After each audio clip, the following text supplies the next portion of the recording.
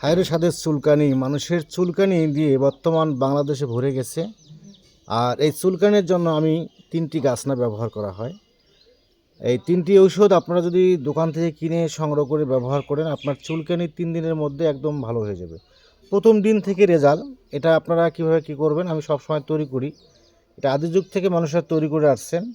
তা আজকে সুন্দরভাবে বুঝাই দেবো আপনাদের মাঝে যে এই চুলকানির জন্য আপনার শরীরে চুলকায় বা খোস পাচড়া ঘা হয়ে গেছে, সব সময় চুলকানি জ্বালা আর ভালো লাগে না, ঘুম পাড়তে পারেন না, শান্তি মতো বসে থাকতে পারেন না। চুলকানির জ্বালা বড় জ্বালা। চুলকানি যারা আছে সে বুঝতে পারে যে চুলকানি কী জিনিস।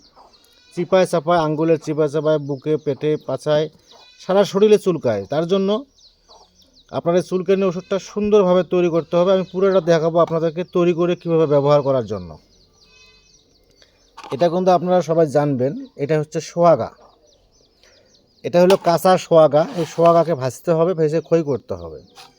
আর এর পাশাপাশি এটা হলো, দেখেন ভালো করে, দেখেন এটা হচ্ছে হলুদ মাটি। অনেকে বলে এটা হচ্ছে গন্ধরক, আমরা বলি গন্ধরক। যে গন্ধরকের অনেক কাজ আছে, অনেক দাম হয়ে গেছে, এটা এখন খুব কম পাওয়া যায়। আর এটা হচ্ছে তুতিয়া। এই আমরা তুতিয়াটা ব্যবহার করব এবং গন্ধরকটা ব্যবহার করব। তবে সাবধান, কাঁচা তুতিয়া ব্যবহার করবেন না, কারণ এটা বীজ জাতীয়। এটাকে ভেজে তারপরে ব্যবহার করতে হবে। আমরা কিভাবে ভাজবো, কিভাবে তৈরি করব আপনাকে দেখাচ্ছি। আপনারা সবসময় একটা জিনিস খেয়াল রাখবেন, যদি আপনি তুতিয়ে নেন 20 গ্রাম, তাহলে আপনাকে গন্ধক নিতে হবে 20 গ্রাম এবং সোয়াগা নেবেন 20 গ্রাম। তা আমরা এটা পরিমাণ নিয়ে নিছি, ইনশাল্লাহ আপনাদেরকে দেখাবো। এই যেখানে দিচ্ছি এটা হচ্ছে সোয়াগা, পরিমাণ মতো 20 গ্রাম হবে। আর এটা হলো গন্ধক।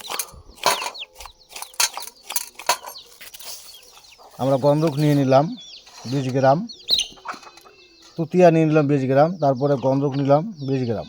তাহলে এই 3টা যদি আমরা একত্র করে ভালো করে ভেজে, তাহলে আমাদের শরীরের যে চুলকানিটা আছে কীভাবে ভালো করতে হবে অবশ্যই আপনাদেরকে দেখাবো। এখন আমরা ভাজবো।